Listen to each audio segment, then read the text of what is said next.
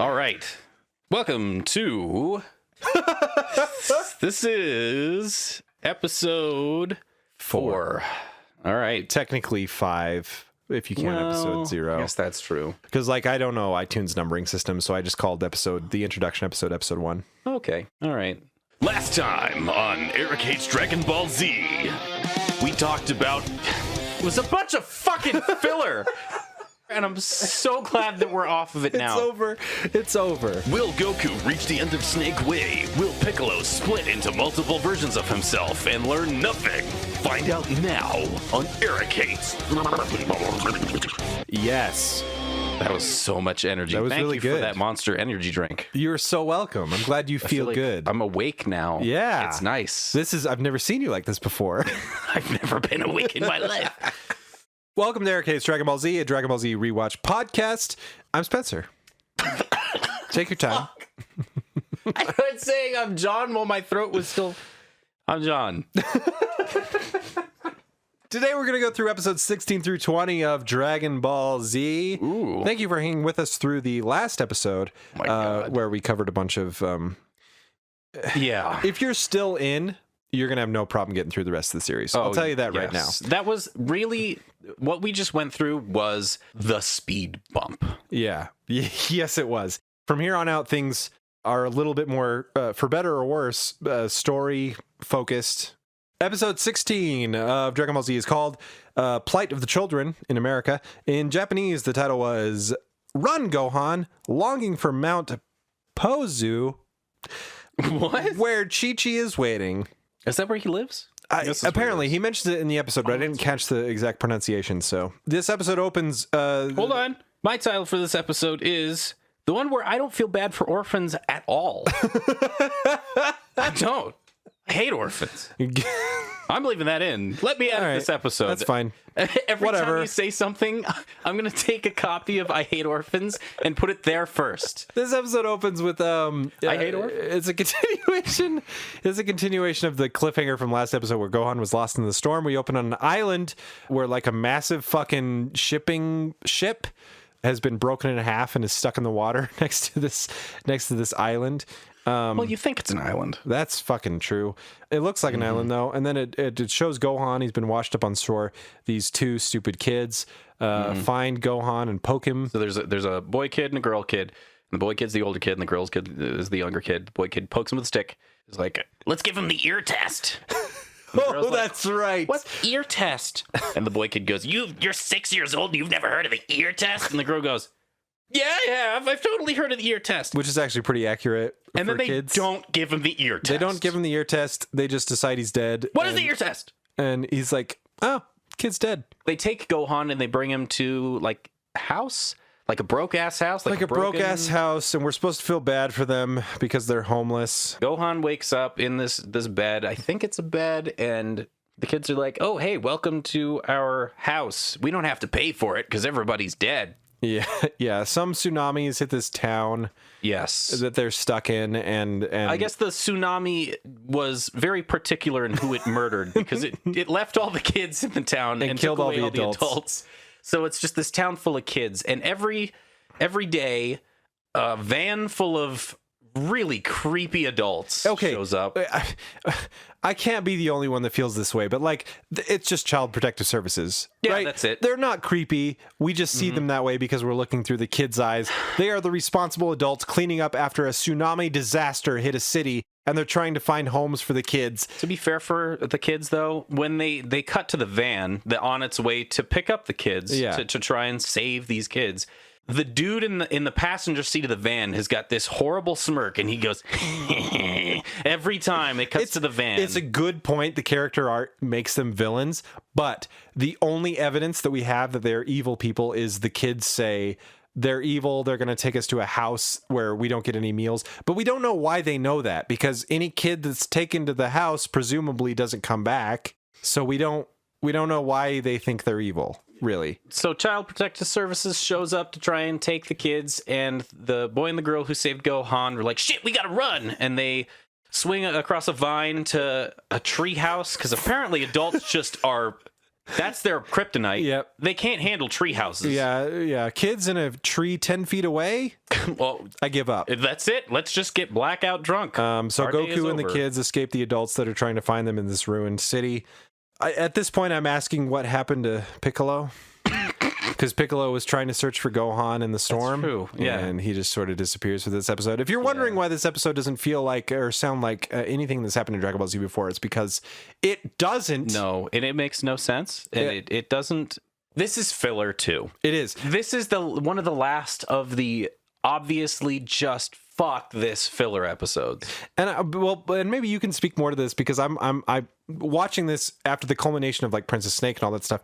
I was wondering, is it a case of filler where the animation, the anime department was like, we got to fill time?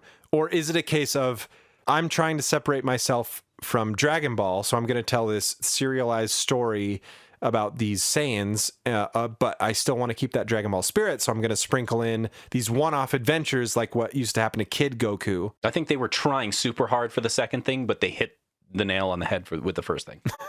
Just filling for time. Just filling for fucking time, but it was the spirit of they wanted to have a one-off adventure with a bunch of kids, but they fucked it up. It's a bunch of bratty kids who are led by this bigger kid who's basically Yamcha. I thought he was Yamcha at first. That's fair. I'm not gonna lie. Yeah, he's kind of.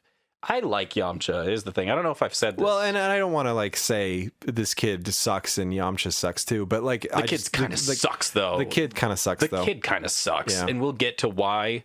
Let's just get to it. This episode is nothing. So Gohan like fucking cowers away from these adults that are trying to get him, and I'm like, Gohan, you fought Raditz. Gohan, you fought a T-Rex. Well, also, he's 5. He's 5. Adults I guess are still like an authority figure.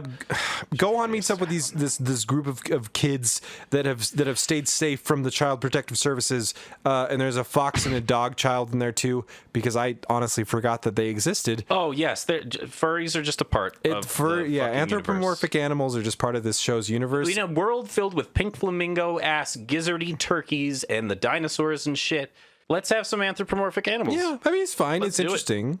Bring it on. Gohan decides to become part of the child's tribe, and he helps them con like basically Aladdin food from a marketplace. What it is. They Aladdin food from a marketplace, and they start to get caught, but then they run away. Yep. And then Gohan can't sleep, and he meets the big kid, his name is Bigelow.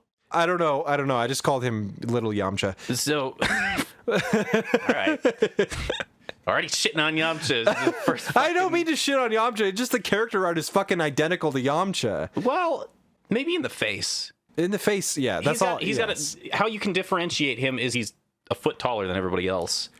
So the bigger kid's like, I just want to make sure that I can keep everybody safe. Yeah. Interesting. During that conversation, he mentions that the big cities are only 100 years old. That's right. Which is a fun little timeline thing because it's going to get wacky in the next couple episodes. But like the big cities, the big futuristic cities that we see all the time in Dragon Ball Z, apparently only 100 years old. Mm-hmm. Also, this is planet Earth. Then there's a bunch of shots of Gohan fucking around with all the fucking orphans, playing games, doing kid shit. He's being a kid, which I respect. It's nice to give him that. Especially before everything that's about to happen to him. Oh my God, yes. Yeah, it's nice to see Gohan just enjoy being a kid. But he's like, guys, I'm not really an orphan. I'm sorry that I like lied to you or didn't mention it and to become part of your group, but I want to go home to my mom. And all the kids are cool with it. They're all like, oh, that's super cool that you had a mom. We wish that we had a mom. What's your mom like? And she's like, and Gohan says she's super pretty and she can cook really good because that's basically what he knows about. I mean, it's goddamn adorable. It is. And Bigelow says, well, we're going to drive you home. That's what he says. The place where you live is just around here. Tomorrow. I'm going to bring you home tomorrow. Yeah. And I'm thinking, with whose fucking car? Yeah. It doesn't matter. What are you talking about? It doesn't matter. Tomorrow happens and the police show up. The Child Protective Services, they've surrounded these orphans. Yes, the police come with Child Protective Services. We're gonna one time. They say, we're going to take you to a nice home where you'll have meals to eat every day and a family and a shelter that doesn't leak. And the kids are like, no! And so Gohan fights police with his sword, and it's amazing. Oh, yeah, that happens. Gohan commits police brutality. And then...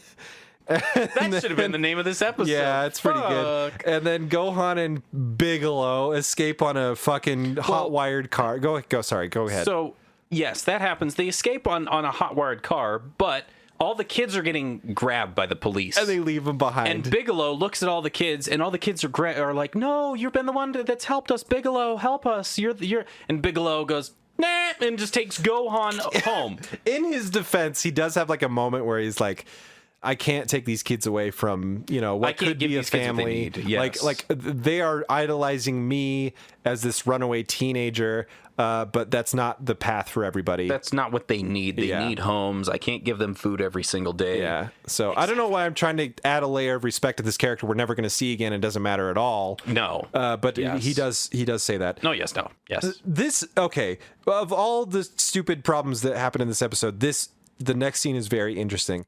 Bigelow takes Gohan as close to his house as he's willing. He says, I hope we meet again someday. They won't, spoiler.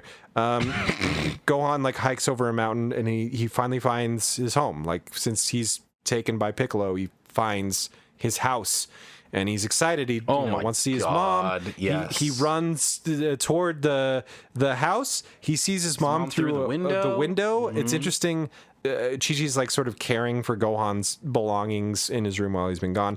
His belongings equals his homework. Right. This is a weird fucking moment where this picture sort of flies into the air. She slaps her hand down on a stack of Gohan's books and homework, which has a picture on top, and the picture goes flying in the air and floats down. And then Chi-Chi grabs it with her mouth. Like, she bites it right out of the air, but then she looks at it, and it's a picture of her and Gohan and Goku. And she feels bad. A very, very sentimental moment. Gohan sees this through the window. And then starts flashing back to all the kids. Yes. Flashes back to all the kids that he was just with, all the orphans. And in the moment, I thought he had a crisis of conscience and was going to go save them. That's what I thought too. But it turns out, 5 seconds later, as he's turning around to go save them, Piccolo's there and says, Gohan, what is your mission? And Gohan goes, to kill the Saiyans, sir! And Piccolo says, that's fucking right! And then they go and train the episode some more. ends. And then they train some more. I think what this episode was trying to do is show a moment where Gohan could have the safe home life that the orphans always wanted, and decides that he's better off trying to defeat the Saiyans and save the world. I hated this episode. The moment did not land. The episode kind of is terrible. I hate kids. Yeah, I know. Like, I hate saying it, but it is true. Like, any kind of kid-focused, I don't know, it's fine. Which is what Dragon Ball is. Yeah. But it's slightly different because the Star Wars prequels, Episode 1 was aimed at kids. Episode 2 was aimed at preteens. Episode 3 was aimed at later preteens, teenagers. Yes. Dragon Ball was aimed at kids. Dragon Ball Z could be aimed at teenagers. There was an episode just 2 episodes ago where a lady shot herself in the fucking head with a revolver. It's weird. Yeah, there's this weird. It's just an identity crisis. It doesn't line up with the tone of the rest of the episodes, and so it's weird. Like, it's a fine standalone, but in the context of DBZ, in the context of everything that we've seen before, and like everything that's immediately going to happen after, it doesn't make any goddamn sense. It doesn't belong in this show, and it's weird. Let's move on. Episode 17 happens after this. Honestly, I don't know what you thought about it, but episode 17, the American title is Pendulum Room Peril. The Japanese title is City of No Tomorrowlands, The Long Road to Victory. Huh. I don't know what a Tomorrowlands is. Yeah, the plural of that is a little weird. It's like a knockoff Great Value Disney. My title is the one where the Z Squad gets fucking murked. Yeah. I don't know what murked means. I've heard people say it. I thought it was a cool thing. Hopefully to say. It fits in this context. I guess. This episode opens with a shot on Piccolo that made me physically ill. Because he has laser eyes? Because it like zooms in and out so much. Oh it's my fucking God. Weird. That happens a couple times where whoever's in charge of the panning should be fired. Yeah. So Gohan's finally training. This is the first true Piccolo Gohan training episode. Oh, that's right. And they train for 30 seconds. That's how they enter the episode, is Piccolo and Gohan, finally, we get to train now, bring it on. And they fight for 30 seconds. They train for 30 seconds. And then it cuts to Kami's lookout. Yeah. Where with the rest of the Z fighters that are fucking around. Oh my God. So there's the rest of the fucking Z fighters that are fucking around. And they're Kami and Mr. Popo are chilling somewhere in a bath together, presumably. They're just watching. They're just watching. They're just checking it out. From their bath. The Z fighters are fighting, or they're training. Training with each other. Yamcha and Tien are training together. Krillin's doing his own thing. And Yajirobe is eating food. Is eating food against a palm tree. My note here just says I don't get Yajirobe, and that note will continue to be true throughout the next 5 or so episodes. I don't know why he's in this show. I don't understand him. He doesn't do anything, and he's a stupid idiot. He's the comic relief Z. No, he's not. But because nothing he does is funny. It's just weird and tonally deaf. He's the coattail riding Z fighter. He is. That's what he is. Did he do stuff in Dragon Ball? Is that why people care? I think everybody thinks he's super intense because of the look on his face. Uh-huh. But really, inside of his own head, he just always is hungry. That's all he cares about. He's the I want a free ride character. He just wants food. That's all he wants. He just wants to eat. I'm pretty sure he's eating in this scene too, so. Mr. Popo and Kami come out of there, wherever the fuck their other bath. And Yamcha says, no offense, but we're not really learning anything while we're up here. And Mr. Popo says something along the lines of, if you are going to learn anything through training with each other, you should learn that you're all weak sauce. He says something to that effect. Yeah, and nobody understands it, and I didn't understand it. Yes. His wisdom is just lost on everybody. They get mad that they don't have the same training as Goku. They want the same training as Goku. They're very insistent on that. So Mr. Popo and Kami are like, fine. Come this way. Mr. Popo brings them to a red seal of Orichalcos from Yu-Gi-Oh! On the ground. And it's like a demonic summoning circle with a pentagram or a 6-pointed star among a bunch of... It's some Full Metal Alchemist looking fucking shit. Yeah, very demonic, very scary. And he says, this is a place where time in the past and the present and the future exists simultaneously. Yeah. And I'm going to show you what your enemy is like. Uh-huh. I'm going to show you what your enemy is. Mr. Popo teleports the Z crew, minus Yajirobe, who sits to the side and says... He's like, I'm done. I'm out. Which I'm again, not in for this. Fucking Yajirobe. But yeah, he's out 100%. They get teleported to this actually fucking cool looking planet. Yeah. Yes. He says basically like, I'm going to take you 100 years in the past. And so they teleport to this unknown planet that has been utterly destroyed. And they find like skeletons, a bunch of dead bodies. Of dead Saiyans. They are Saiyans. They're in Saiyan armor, so That's they know. what they believe. Yes. Are Saiyans. Yes. This episode is awesome, actually. Yeah. I like it a lot. And so they're trying to put together this puzzle of like, what the fuck happened here? Who are our enemies? Kami and Mr. Popo were supposed to send us here during the battle. Looks like the battle's over. So we're just sort of hanging out here, I guess. Turns out in this desolate, destroyed planet, there are 2 Saiyans that are skulking about. And they have scouters, and one of them uses a scouter. 1510 is the combined power level of Yamcha, Krillin, Tien, and Chaozu. All 4 of them have a combined battle power of 1510. Do with that number what you will. Nothing. That's what Dragon Ball Z does with these numbers going forward. Just keep that in mind. 1500 for 4 people put together. Yes. That's what's going to be important. Our main heroes are wandering around this wasteland.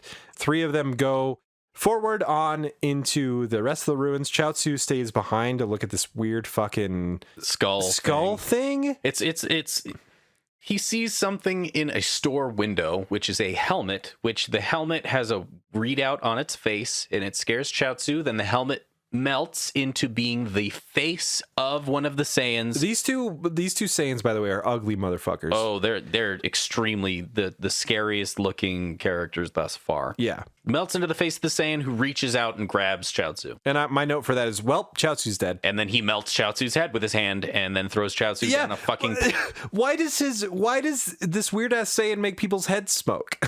I know, that's their power. He does it a couple times. The Saiyan grabs onto Chaozu's head like he's holding a bowling ball and just squeezing his head. And just lines of smoke come out of his fingers. Like, he makes people's heads smoke. That's a superpower. That's what he does. Then he throws Chaozu down a giant pit, and Chaozu's gone for the rest of the episode. Yep, Chaozu's dead. Then he does it to Tien. My next note after that is, I don't know what's going on, but this is cool as hell. Because it's like this post-apocalyptic, like, futuristic city, and these Saiyans are very much in charge. Super powerful. They're beating the shit out of the Z crew. First, Yamcha distracts them with a little spirit ball. He summons a spirit ball. Okay, does he say spirit ball? He calls. We'll get to that in just a second. Okay. First, he creates a ball of key energy and fires it at them, and it explodes. And he's like, "Hey, I got him! I'm so fucking cool! I'm Yamcha." Spoiler alert: they're not dead. Not at all. And they said that almost tickled or some cocky shit. They're walking through the city. I don't remember how they got split up from the Saiyans. They thought They thought they were good. Yes. And then crayons. Krillin gets his leg grabbed through the ground and then pulled into the ground. And then all you hear for probably 45 seconds is Krillin screaming in agony. Just like super. And Tiana and Yamcha are just sitting there like, fuck. Yeah, what are we supposed to do? They don't even know. And they teleport Krillin to the top of something and drop him, and so he falls. A dome. Yes. And Tiana and Yamcha just sit there and watch Krillin fall. They don't even try to save him as he falls into this pit and vanishes. One of the Saiyans during this does make a remark that they're on planet Vegeta. Yes. They say something like, here on Vegeta, blah, blah, blah, blah, blah. So that it establishes that they have been teleported to planet Vegeta. Yes, which the is Saiyan the homeworld. I don't know if a normal viewer would know that yet. Probably not. I can't remember if they specifically said Saiyans are from planet Vegeta, but it's an interesting continuity piece to keep in mind. After Krillin gets fucking annihilated, there's Yamcha and there's Tien left. Yeah. And they're standing around a pit and they start gathering energy. And Yamcha starts gathering energy in his hand. And one of the fucking Saiyans... Yes, I wrote this down too. ...is like, my grandmother could gather energy faster than you. Then again, my grandmother's one tough cookie. Like, some of the fucking throwaway lines are so good. It's so good. You're just not ready for him at all. Yeah. It's this tense fucking tough fight scene. Turns out this Saiyan's grandmother's a tough cookie. Yeah, one tough cookie. Then Yamcha he calls this attack a spirit bomb. He does, 100%, which I thought, spoilers for people that haven't watched the show before, it's going to be referenced in the future as some sort of secret technique that nobody knows. Like a high-level technique. Super powerful. Yeah. And so if you're watching this in a row, it would get confusing. Just know that it's not a translation error. This is something that I noted that I need to say now. We're watching the original Funimation dub, not Dragon Ball Z Kai. Yeah. At the end of the episodes, it says reversioned by Funimation. Okay. Not dubbed. It says reversioned. So when there are errors like them calling the spirit ball the spirit bomb, I kind of want to point to that and be like, that's why. It's their fault. It's them. They fucked it up. Actually, technically, if you look into it, there is no such thing as canon with Dragon Ball. What do you mean? They just don't use that term. Okay. They use a separate term, which is a Japanese word that I cannot remember off of the top of my head. Does it mean canon? But it means canon. No, it means that it's been... Fuck, I almost had the word. I don't speak Japanese at all. And so it's just a jumble of different Japanese words in my head that I think are Japanese words that may or may not be Japanese words that I don't want to take an attempt at. It's not asidachi. You know what asidachi is? I have no idea. It's morning wood. I don't know why I fucking know that. So that's why I'm getting confused. I know a bunch of stupid ass... They don't use the term canon. The movies are not actually created by Toriyama. So they're not in... Continuity is a better term. However, the History of Trunks, and then also the Bardock, the father of Goku, are TV specials. So they are... Oh, that's wild. Okay, I didn't know that. So it's like this weird what counts and what doesn't count. What doesn't count is this fucking reversioning shit. This doesn't count. So if you want to get really deep into Dragon Ball Z, what matters, what means what counts, you can. There's a whole nother layer. This podcast, the version that we're watching, this is dipping your toes in. If you want to get deep into this shit, you can. But for all intents and purposes, when Yamcha calls it a spirit bomb, we're just going to roll with it. He uses a thing and he calls it a spirit bomb. He came up with the technique and he called it a spirit bomb and he didn't know what he was doing. Yes, that's exactly what it is. The real spirit bomb is yet to be seen. Yes. Okay. Tien, I think, splits. He does. He does the multiform thing. And I'm like, he should do this more often. Yeah. Like ever. Once, maybe. He doesn't. So... he doesn't Dragon Ball. What does it cut your power level in half or something? Yeah. Okay. Fractionize it. That's the official term, yeah. So they try their best, and the Saiyans counterattack. And they get annihilated. There's so much blood, and everybody's died. It's crazy. So our Z fighters are officially gone now. They're no longer a factor in the upcoming fight because they're dead. That's what you would think until 20 seconds later, when it's revealed that they were in... they were in dream bodies. Yes, I transported you to a dream world. Yeah. I'm Ed Hart from the Tales of Nowhere now. It's freaking that's goddamn Dragon Ball Z abridged, Mr. Popo. It is. Where they can experience a dreamlike past. Mm-hmm. So the past as it was, but they can somehow inhabit dream bodies that make it so they can influence it and be corporeal. And somehow it also increases their power by doing this. Right, whatever. Anyway, they say these guys are hard and you all died, and the Saiyans that you're going to face are stronger. Twice as strong as the ones that you just fought. Kami says, like, if you can't do this, go home. Like, if you want to go home, we're not going to stop you. Like, do whatever you want. From here on out, it's just going to get harder. It's just going to get harder. You're going to have a worse time. How many of you want to leave? And in the best moment of the episode, nobody says anything. Mm-hmm. They are silent. They are resolute. It's great. It's like a panning shot between each one. Mm-hmm. As it kind of goes over their faces, and it's static still image that it pans across. Yeah, but it still shows each of them not even like contemplating leaving. No, they are resolute, determined. Yeah, it's great. They don't say a word. I love it. It's a great moment. I love it when the plot doesn't force itself down your throat. Yeah, without a word, you know exactly where all these characters stand, despite the fact that they were just killed. Essentially moments ago. They are going to do whatever they can to save the Earth from the incoming threat, and I love it. It's great. Then the scene cuts to really quick before the episode ends, it cuts to Gohan and Piccolo just chucks Gohan into the sun, and Gohan's just like, Piccolo, as if he hasn't experienced this 50 times before. Gohan's training is going well. So it starts the episode with their training, and it ends the episode with their training. Yes. Which is nice. Yeah. I appreciate a nice that. bookend. Mm-hmm. Episode 18. The American title is The End of Snake Way. The Japanese title is Last Stop on the Serpentine Road. Are you Kaio-sama? My title is The one where I question Grandpa Gohan's fucking sanity. Oh, I'm interested in why you titled it that. All right, well, let me start off. Goku's pod starts consistently, repeatedly saying, "Wake up, Kakarot. Destroy all life forms." Okay, you say that like Wake up, Kakarot. Destroy all life forms. Wait, hang on, wait a sec. Wake up, Kakarot. Destroy all life forms. You say that like it's a bad thing. I thought it was really fucking cool that they opened with a continuity callback to Goku's arrival on planet Earth. Now, sure. I didn't see Dragon Ball, so this is my first exposure to it.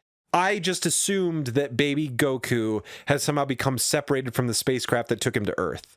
Like it had opened and ejected him, and he sort of fell out, and he wasn't able to get the instructions that every other Saiyan gets when they arrive on a world to be conquered. So, starting the episode with Goku's old, overgrown, ancient Saiyan pod stuck in a canyon somewhere, repeating the phrase "Wake up, Kakarot, destroy all life forms," was like eerie to me. It was really like it's a good way to put it. It is eerie. Yeah, it set the scene for what Saiyans grew up with, added to the continuity. It made sense why Goku grew up the way he did. Yeah, I thought it was very cool. But if you think about what they said just a couple episodes ago, Grandpa Gohan dropped Goku on his fucking head, and that's what made Goku forget about being a Saiyan and everything. Okay. So how come their pod has to fucking say it's a filler episode? Yeah, I mean it is. Again. Oh god, this episode, yes, is 100% a filler episode. Let's just, in the spirit of keeping the show watchable, let's just say that it's a backup system to reinforce the ideas that the baby Saiyans are given. They are born conquerors that need an initiation process. Right. Sure. Because I liked that scene with the Saiyan pod. Okay. If I didn't have problems with how they established the logic previously, I would have really liked this scene. Yes, because you're right. You're right. They do go over that. They show it in flashback and everything. It is a bit of a continuity error, and those problems are going to be more apparent in the future. I think I'm just going to have to get over how not in sync the continuity is in this reversioned But thing. you know what? Like, what does Roshi know? What does Grandpa Gohan know? How did they know that the bump on the head was the thing that stopped him from being... Sure. Yeah. Maybe he was aggressive, and the bump on the head... I'm not even going to finish that sentence. Okay. You know, made him the Goku that we all know and love. But they don't know that he was an alien. They don't know like he was a Saiyan from a Saiyan pod. Like they don't know. They don't understand. All they know is he was an aggressive baby and then he wasn't after a certain point. They don't know what that was or anything. What happens after the Saiyan pod? Because after the Saiyan pod's saying that, it pans up to see the moon. Oh, immediately. Okay. Because my next note is, why is the moon back? Why is the moon back? Yes. This is another one of those like you were talking about, set up questions explained eventually. Yes, which I'm very glad of, because not a lot of shows do that. Yes. They do the setup, they don't do the explanation. I also, Star Wars, thought, why is the fucking moon back as soon as that happened? You blew it up. So then we go to... Gohan's PSD is progressing nicely. Yes, Gohan's series of mental illnesses are really coming along great. They're really just... Piccolo starts being attacked by Gohan. And Piccolo's like, whoa, this is crazy. He's strong and shit now. Gohan starts chasing after the fake moon. Like, feral going after the fake moon. Yeah, like he's incoherent. Piccolo splits into two, and I think this is interesting, has two separate flashbacks for each of the moon transformations. So one Piccolo, he splits into two, and one has a flashback of Gohan turning into a giant ape and destroying things. And then the other, Split Piccolo, has a flashback about Gohan turning into an ape and destroying things. So each of them has their own separate flashback, which... Okay. It shows Gohan's tail again. And I'm just like, wait, its tail is back, so shouldn't he be turning into a monkey? Which is another question that is answered. Yes. We got to come up with a name for those. It's a Gohan's monkey tail. Another Gohan's monkey tail. Another Gohan monkey tail. Yeah. So that happens. Cut to Kame House, where they've collected all the Dragon Balls. It only took them 8 months. So 8 months has passed since they started collecting Dragon Balls. We have a sense of time. Oh, shit. Episode. Yeah, sorry. There's a couple things. While him talking to himself is fucking gold. That's right. Yeah. He finally notices the moon like a third of the way through the episode. He's like, how did that get back up there? Yeah. I blew that shit up. What? What is this? But also, he didn't notice it because it's a full moon, and it took him like a long time. I also want to make mention, back to the 8 months thing, apparently nobody noticed that the fucking moon is gone for 8 months. Yeah, I know. Nobody says anything. No, on Kame House, they look outside and they're like, wow, a full moon. With no mention. Dragon Balls. That it's been gone for 8 months. Exactly. It freaked me out. Piccolo he tries to blow up. He's like, well, that moon's gotta go. I feel like we haven't said Gohan turns into a monkey again. Well, he didn't turn into a monkey yet.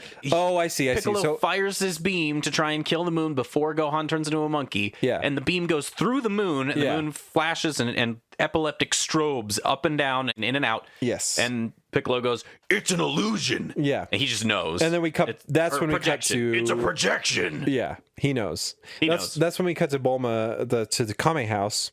I think this is the first appearance of Oolong, the pig. Yes, it is. In Dragon Ball Z. It is. Nobody knows who he is. Nobody makes mention of him. He's just sort of there saying shit. I was glad. I was going to say that they've gathered Dragon Balls, like you said. I'm glad that they've been doing stuff. Yes. I'm glad that they just, because they have been sort of sidelined for the last few episodes. At least we can fill in the blanks. They've been gathering the Dragon Balls. That is an objective that makes them relevant as characters, and I appreciate it. Gohan officially gets to that pod. He doesn't run right up to the pod, but close enough to the moon projection that he absorbs the necessary amount of... There's a term for it, like a certain number of... I think it's thetan levels. It's thetan levels. Let's go with it. He goes, no, fuck. It's a certain amount of stellar lumens. I mean, my note is special Saiyan hologram tech is a stretch, but you know what? I buy it. It's at least kind of clever that the Saiyan pod would come equipped with a mechanism to transform said Saiyan into a monkey to conquer the planet easier. Yeah. That's fine. I can buy that. It's fine. I also wrote, as Gohan was transforming, for an episode about the end of Snake Way, there isn't a whole lot of Snake Way, is there? No. Because at this point, the episode is called The End of Snake Way, and we haven't seen Goku yet. It's maybe 15 minutes of Gohan being a big monkey. And Gohan turns into the big monkey, grabs Piccolo in his hands, crushes him, throws him on the ground, stomps on him, walks away. Piccolo's good. Piccolo's fine. He's fine after that. So, Piccolo's fine after that. He finds the Saiyan pod, I'm pretty sure. He does. He finally finds the Saiyan pod. He special beam cannons. Oh, dude, it's amazing for two reasons. Because A, the charge time is reduced to almost 0. Mm-hmm. No 5 minutes anymore. And B, the way he says it, he's just like, he smirks and at the Saiyan pod. He's just like, special beam cannon. Yeah. He just like fires it. Yeah. Piccolo fires the special beam cannon into the pod. And there's a delayed blast, which I thought was cool. I don't know why I liked that so much, but he fires the blast into the pod, and then there's, I don't know, 6 or 7 frames of nothing on the screen. And then the pod explodes. Yeah. Just cool. And immediately the projection stops. Gohan turns back into a little kid. Then we cut to Goku finding the end of Snake Way. Yeah. He finally gets to the end of Snake Way. He looks up. There's a planet. He's like, oh, King Kai's planet. Flies up to it, and the gravity instantly cripples him. There is increased gravity on King Kai's minuscule planet. It is like 100 feet wide at its most. Like it's insanely small. Super tiny planet. Increased gravity though, and I really like that. I thought it was a good touch. The score, I don't know if you heard it, but it just goes fucking nuts for a while. The music is just insane on King Kai's planet. I've noticed a lot of things about the music of this fucking series overall. The music on the pyramid scene, when Piccolo's lifting and setting down the pyramids, it gets very Egyptian and very weird. There's occasionally in the Princess Snake thing, there's a lot of stuff. Yeah. Anyway, it gets wild. Goku finds a fruit tree on King Kai's planet, and he's like, well, instead of King Kai, I'm gonna go get this fruit because I'm hungry again. Yes. So Sean Schemmel, the voice actor of Goku, said Goku has 3 emotions: happy, hungry, angry. That's it. And so he's glad that he can play other characters, although he loves Goku. Yeah. And he feels like Goku is as a character, is a part of his life personally as a human being at this point, because he's been playing him for so long and it's affected so many other people's lives in his life. He is glad that he can play other characters like King Kai, who we meet. Yeah. Or Goku meets.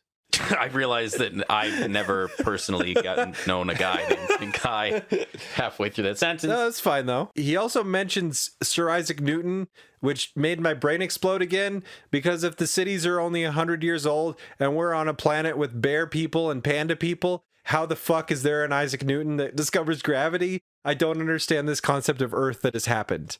I know it was probably just an English dub thing, but I'm just fucking bringing it up because it really distracted from the rest of the episode. He sees a monkey. And he thinks it's King Kai. Goku will, at this point, he'll fucking stub his toe and turn around and see the rock that he tripped on and think that rock is King Kai. It's so true. And it goes on way too long. Yes, he meets this monkey. This monkey is running around, and Goku on the planet thinks this monkey is King Kai, so he starts imitating the monkey, thinking that the monkey's training him, and he's making up a racket, and he's making monkey noises. And I just want to show Eric the part where Goku screams like a monkey, because it's insane, and it's like 20 seconds long, and it's yeah, you're right, it's way too long. It's way too long. Then the actual King Kai, who is this rotund blue insectoid creature man. Accurate. Walks out of a house, the only house on this tiny little planet, yeah. Yes, and says, "What the fuck is going on here?" My favorite part of every episode is introducing new characters and hearing your impressions. That's basically the end of the episode. We don't really, like, Goku's just like, we don't understand that he's ingested the concept of King Kai is not a monkey. The episode just ends. Episode 19. Episode 19. U.S. title is Defying Gravity. The Japanese title is The Battle with Gravity. Catch Bubbles-kun. My episode title is the one where Goku says he'll do the dishes, but he doesn't. I wrote that down, actually. And then he grabs King Kai's big sweaty monkey. Let's see. So this episode starts basically where we left off. It's way funnier to me. I know. I realize that, but oh my God. Tell the good people. Basically, it starts with a sequence that introduces Goku to the concept that King Kai is not a monkey. King Kai goes on to like introduce aspects of his planet, including Bubbles, who is the monkey. No, King Kai's favorite monkey, which means that he knows other monkeys that aren't quite his favorite. And I'm really curious what other monkeys he knows.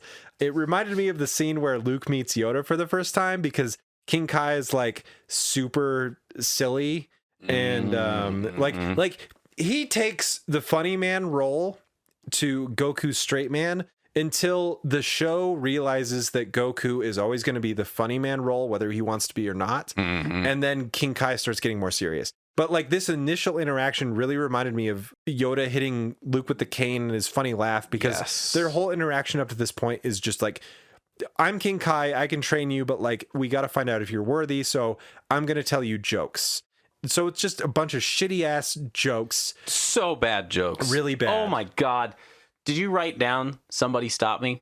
I did. My exact note is, did Goku just quote The Mask? Yes. Somebody stop me. Seriously, in just even a couple more years, people will have no fucking idea what that means. But like, did it really happen that way? Because this episode was probably like August or September 1989. Was The Mask even out? Is Somebody Stop Me a thing that we just accidentally associated with The Mask?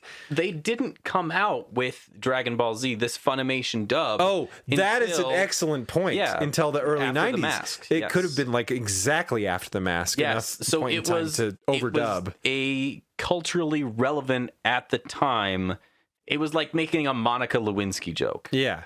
At that point in time. Nobody's going to get it. Yes. But it did grab me. I did write it down. The joke showdown is insane. King Kai calls Goku the Prince of Puns. Oh my God, that does happen. Yeah. King Kai's antennas are actually telescopes. They also can see anywhere in the universe. Yeah, with no pressure. So King Kai is this sort of blue god with sunglasses and antennae. He uses his antennae to analyze the Saiyan threat, the incoming Saiyan threat to Earth. And he tells them that the Saiyans will arrive on Earth in 88 days. 88 days, that's true. They put an actual firm timeline on it. Yes, so we're actually getting a timeline now. After a series of different episodes where we have no idea how much time has passed, we're actually getting some idea of a timeline. We can expect that in 88 episodes we'll fight the Saiyans. Sometime within there. King Kai agrees to train Goku. Well, King Kai at first thinks that he's training Goku to be a good comedian. Because there's a communication breakdown. Because all Goku says is, I want to train me, King Kai. Yeah. And King Kai says, I will teach you the greatest comedic timing in the universe. And Goku's like, I was kind of looking for martial arts shit. Yeah, he's like, that's great, but I want to learn how to beat the Saiyans. Yeah, could you not tell by my gi? King Kai gets all sad and disappointed. And then he gets all stern and says, fine, I will teach you the ways of martial arts. This is a totally different voice. King Kai's not French. Yes, he is. And King Kai says basically catch bubbles. On this gravity intense planet, catch the monkey, and that's your first part of the training. Because Goku's not used to the gravity yet, so he's being weighed down heavily by this planet. Well, and like he takes his clothes off, not all of them, but like enough for me to wonder, like, are his clothes still weighted? Yes. Because he's like, these are bogging me down, I'm going to take them off. And I'm wondering if his clothes are just clothes, or if his clothes in the afterlife are still weighted to the point where his shoes weigh 100 pounds. And like, guess so. I'm really curious about that. It doesn't explain it at all. I think so, because King Kai says, oh, he's taking off his weighted clothing. It helps Goku move a little bit. It does. And King Kai says, you easily weigh 10 times more than you did on Earth here. Yeah. He says that's an idea. So King Kai tells Goku that the Saiyans that are coming to ruin his shit come from a planet that has the gravity that is exactly the same as on King Kai's tiny little orb. So Goku's like, whoa, I'm going to have to get good at gravity now. So he's going to get good at gravity by grabbing King Kai's big sweaty monkey. And he tries. Yeah. There is a point, and like, help me along where this fits in, but King Kai's talking about how like it's so lonely on it, or it's not lonely. It is peaceful on his planet. Mm-hmm. He loves spending time watching the stars. He could spend the whole day just relaxing. There's a quick clip of him and his monkey having a literal pissing match. Just peeing off the side of the planet, and it's fucking weird. And I just wanted to note that was in there. Yes, that actually is the thing that happens. Yep. It's just him and a monkey. Whatever. Nobody's come here for 1,000 years. King Yemma last time was here for 1,000 years. I mean, you're in full privacy. You can do whatever you want on this island with that monkey. Island. It's a pissing contest. It's kind of an island. It's kind of an island. It's just a spherical island. I guess. It cuts back. That's not got an island at all. That's how islands work. After that, Goku tries to catch the monkey, and then it cuts back to Gohan and Piccolo training. Gohan is getting better. versus Piccolo, excuse me. Piccolo says that Gohan's not a crybaby anymore, saying what we're all thinking, which is great. Yay. There's a moment where Gohan like sort of praises Piccolo for everything he's done. And thanks for training me. You're kind of like part of the family now. You're kind of like my big green uncle. He calls him Big Green Uncle. Calls him Big Green like, Uncle. I hate you. I didn't want to be a part of your family anyway. It's great. Then as Gohan is sleeping later on, Piccolo is quote-unquote meditating, when really it's him just staring at Gohan sleeping, and he says, Big Green Uncle! And he like says that in his own head. Like he's so angry about it. It's great. Then it cuts back to Goku and the monkey. Bubbles. All this Looney Tunes garbage. It's really Looney Tunes stuff where they're running around the planet, because the planet's this tiny little circle, so they're running around a tiny little circle, and then Goku turns around halfway through running around the fucking circle, and so it heads off the monkey. You missed one part where fucking Bubbles tosses a banana peel behind him and Goku slips on it. Literally. That's because I wanted to forget that existed. God damn it. Yes, he throws a fucking banana peel and Goku slips on it and whoops, I'm on the ground from the banana peel now. The chase goes on for far, far, far too long and is insanely long. But it does show that Goku quickly acclimates to the gravity of this planet. Yeah, that's true. After he eats, I guess that's really the secret to Goku's success. He just eats some fucking food. He says if King Kai cooks, I'll wash the dishes. King Kai's food is fine. Yeah. Yeah, it's okay. Goku's stronger now, feels better, but he doesn't wash the dishes. And then at the very end of the episode, King Kai says that, like, oh, Goku might have what it takes. I hope that he's enough to stop the Saiyans. It's cool that he's a omnipotent god that cares about the Earth. Wants to stop the Saiyans. Yeah. Really interesting. Episode 20. Episode 20 in America is called Goku's Ancestors. The Japanese title is The Saiyan Legend Reborn, Goku's Roots. What's your title for this one? I didn't remember. This is the 5th in the series, so I don't have a title for this one. So let's make one up. Goku commits insurance fraud. I'm going to laugh at that later, I'm sure. That's this episode. Okay. Yeah. They're all blurring together. Yes. Yeah, that happens.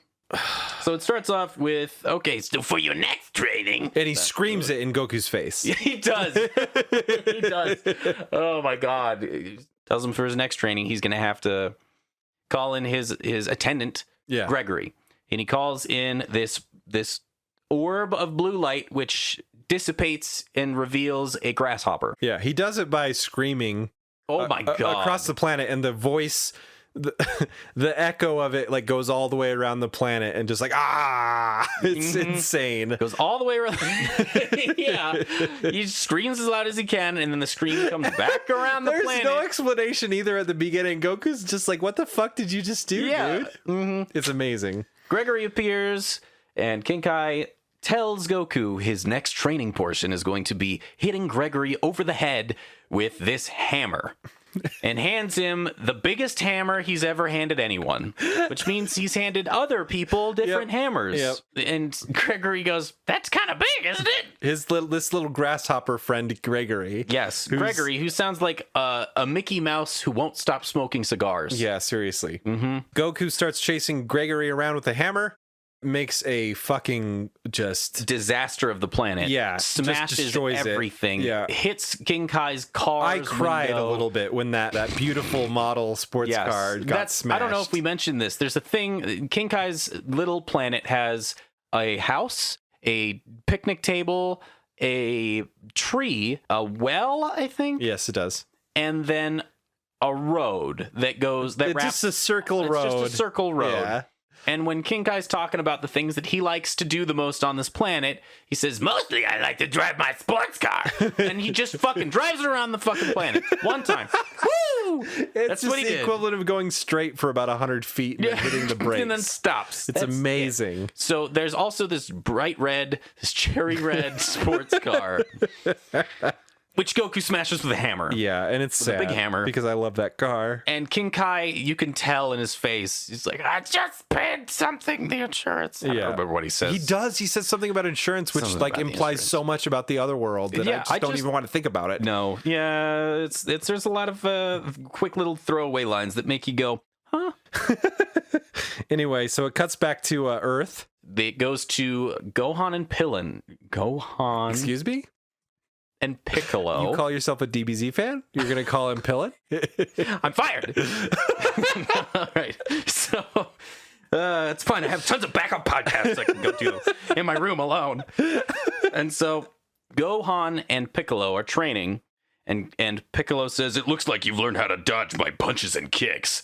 Now dodge this." And he sticks his palm in Gohan's face and point blank blasts him with energy and sends him fucking flying. And he's like, "Huh, you little bitch." Got him. Got the 5-year-old kid. Got the 5-year-old kid with my energy death beam. Good job, Piccolo. Then we go back to the planet. Now we do the thing. King Kai's like, "Hey, you know what you're saying, right?" And Goku's like, "Yeah, but I don't really understand." They're like eating around a table. He's like, "I don't really understand what that means because I was born on Earth and I was never told my backstory." So King Kai's like, "Hey, I'll tell you your backstory." Akira Toriyama writes the show on a weekly basis, so I don't know, King Kai. Tell me. So King Kai like goes into this sort of flashback of Planet Vegeta, and like, okay, we have to be clear because I think we sort of spelled it out because we had future knowledge. When the Pendulum World happens, that episode where Krillin and Tien and Yamcha go back to the 100 years in the past world, we don't know what that's called. Like, you hear the word Vegeta, but you don't really know that's a planet's name. You know that there are Saiyans there, but Saiyans are planetary conquerors, so you're not really sure exactly what's going on. You also know that one of the Saiyans that's coming to Earth is named Vegeta. Yes. Which might throw you off. Yeah. And it could connect the dots. It could just confuse you more. King Kai spells it out in this episode, and I really like the attention to continuity that played. We found out the answers to the questions we didn't know were questions like 2 episodes before we got the questions, or the full explanation rather. So King Kai spells it out. He's like, Planet Vegeta was a home of Saiyans. There was 2 different species, big old monkey people that had the tails were big and strong, and the technologically advanced, weaker people who were peaceful, but they were technologically superior and intelligent. They were able to create massive cities, and really they didn't coexist much. And the technologically superior individuals never considered the Saiyans a threat. They were called Tuffles. Tuffles, that comes up eventually. Yeah. This monologue goes on for a long time, and I just imagine Sean Schemmel delivering this, like, because it's a little dramatic. You get a lot of backstory on like who Goku is as a character and why Nappa and Vegeta were the way they are. Like, it answers a lot of questions.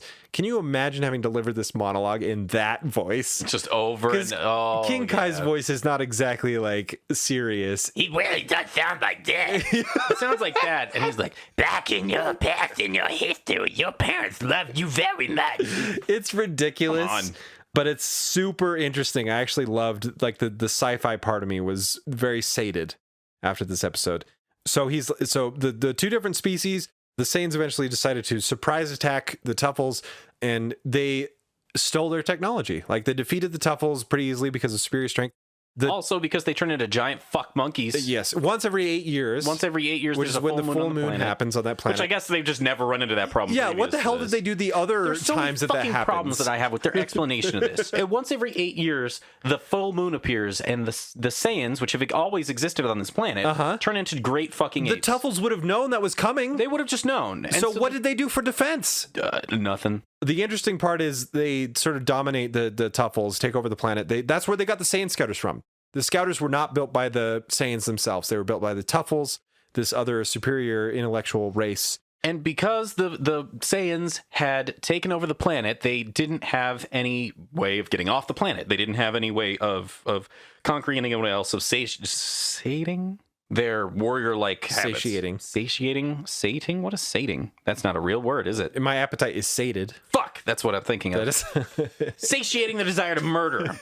So they made a deal with another planet, the insert alien name, because it never comes up again, who gave the Saiyans the ability to go to other planets, gave them the rocket ship technology to take over other worlds, and gave them gold and shit in exchange. Yeah, basically they were weaklings with space technology and gold.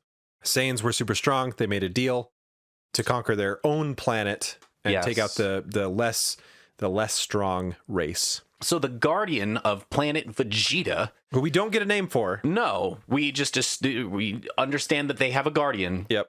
Decides the Saiyans are huge jerks, and he's not having it. So he causes asteroids to rain down upon the planet which explodes the planet. So huge plot hole for the future, or do you think it fits in the continuity of the larger Dragon Ball Z universe? No. It doesn't make any fucking sense. In defense of the show, not that I'm trying to defend it, because it just, some things change and it sucks, but continuity sometimes changes. King Kai is the one telling the story. Exactly. King Kai is an omnipotent god, but he is shown to not know everything about everything. Like, he doesn't know the entire universe. He also has been known to not tell the whole truth. Yes, that is true. So I think it's forgivable in this sense, and you'll find out what the fuck we're talking about in a few episodes. Yeah.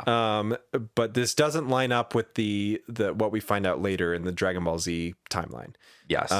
I think that there are enough loopholes to explain it, but it kind of sucks that it feels like they were still trying to figure it out and what it all meant, and they kind of, they had to wreck on stuff, but, whatever. There actually is a page on that Dragon Ball Wikia. List of continuity errors by episode. Okay. It's, I want to say, one of the longest pages on that Wikia. It's frustrating that I like something that makes so little sense. I know. And you don't realize it when you're younger, and then you go back to it and you're like, wait. Yes. I think the answer is, when all is said and done and you get to the end of it, everything makes sense. But it only makes sense because they had to retcon so many things that came before. So past a certain point, they start correcting enough things that, like, the new timeline that they're presenting you in the future episodes is cool enough that you're able to ignore what came before and sort of like erase those spots. And a large part of this podcast is exploring these things and seeing, okay, how well does this hold up with the lens of adulthood versus being a child, or having that nostalgia attached to it. Look at it as just its own standalone thing without that nostalgia. Try at least. Try. It's difficult with this episode, but I think there's enough loopholes to make it work. It's bonkers, though. After that backstory dump, it cuts back to Earth for a few minutes. Yajirobe takes off his clothes for some reason. It's weird. What? I do not remember that at all. My note is fucking Yajirobe taking off his clothes. I'm sorry, that's all the context I have, but apparently it happened. So if you noticed that, congratulations, you're on the same page as me. According to King Kai, we also get the first mention of the Kaioken technique, which will be very important. Integral to things moving forward. Yep. And also very glossed over. Yes. We'll get there. God damn it. That's it for this episode. I think that's all that happens in that entire episode. That's all this happens. Next time on Eric Hates Dragon Ball Z. Yep, that's the name. The Saiyans finally arrive on Earth. Don't look at your notes. Yeah, stop looking at your notes. Just make it up. A lot of shit happens after that. And I don't really remember. So join us next time when we look at our notes and actually give you a coherent viewpoint on the plot of Dragon Ball Z. I love you. I love you too. Was that for me? Oh, or the fans? I just thought it was for the fans, but that's a nice moment of all right, the relationship development of this. I guess that's true. This TV show that we're creating out of our mouths. Something else I forgot to mention last episode: we are halfway to our first goal. Our first bonus episode goal on our coffee page, ko-fi.com/EricHatesDBZ. DBZ. Are we seriously? Yes, halfway, 50%. Are you kidding me? The bonus episode to the Dead Zone movie. Oh my God. Dragon Ball Z movies are like a whole other animal, and I'm really excited to like try to figure out how we're going to work them into this podcast. But if you've listened to the episode this far and you've enjoyed what you hear, consider heading over to that page and checking us out. Donation goals will be unlocked as we hit the milestones for them. So if you want to hear the Dragon Ball Z movies review, contribute. Yeah. Thanks for everybody who tuned into the live stream thing. Dude, that was awesome. Yeah. That was a lot of fun. It was a lot of fun. It was a lot more fun than I thought it would be. I was in a bad mood and I still had fun. Maybe we could do it another time when I'm not in a bad mood. Yeah. That'd be fun. I would be so down. I had it was really entertaining, and I'm really happy that you guys liked us enough to check us out on the live stream. So keep your ears open for more information about that.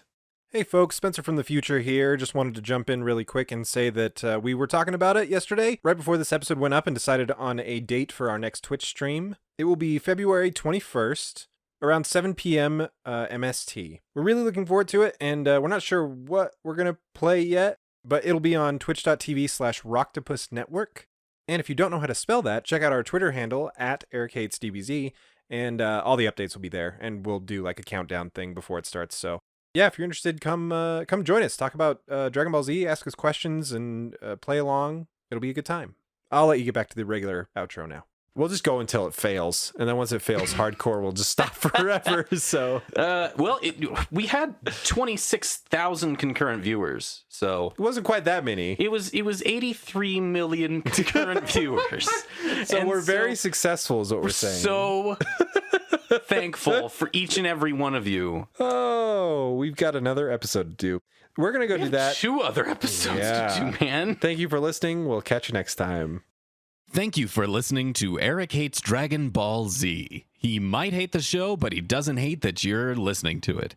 And if you've enjoyed listening, consider giving us a rating or review on iTunes. We're a brand new podcast, and those reviews help us out a ton in the early days. And if you have any questions or comments about the podcast, the episodes we just covered, or the episodes we'll cover in the future, feel free to contact us via email at mail, M-A-I-L, at ehdbz.com, or on Twitter using the handle at EricHatesDBZ. These rewatch podcasts are a lot of fun when fans join in the conversation, and we're hoping to add in a fan comment section to the end of each episode, so if there's anything you want to share about your experiences with, or things that you noticed watching Dragon Ball Z, don't hesitate to get in touch. The opening and closing themes for the Eric Hates Dragon Ball Z podcast were done by me, John Good. You can find more music by me on SoundCloud under the name Burn7. Eric Hates Dragon Ball Z is part of the Rocktopus network of podcasts. For more entertainment from our great team, check out our sister podcast, Tales of Nowhere. It's a genre-bending tabletop RPG podcast where we take one cast of characters through multiple games and rule sets to tell one epic story, with a healthy dose of comedy thrown in. That podcast can be found at talesofnowhere.com or wherever you listen to podcasts. This is supposed to be the part where I throw in a pun, but I cannot think of something. Thanks again for listening.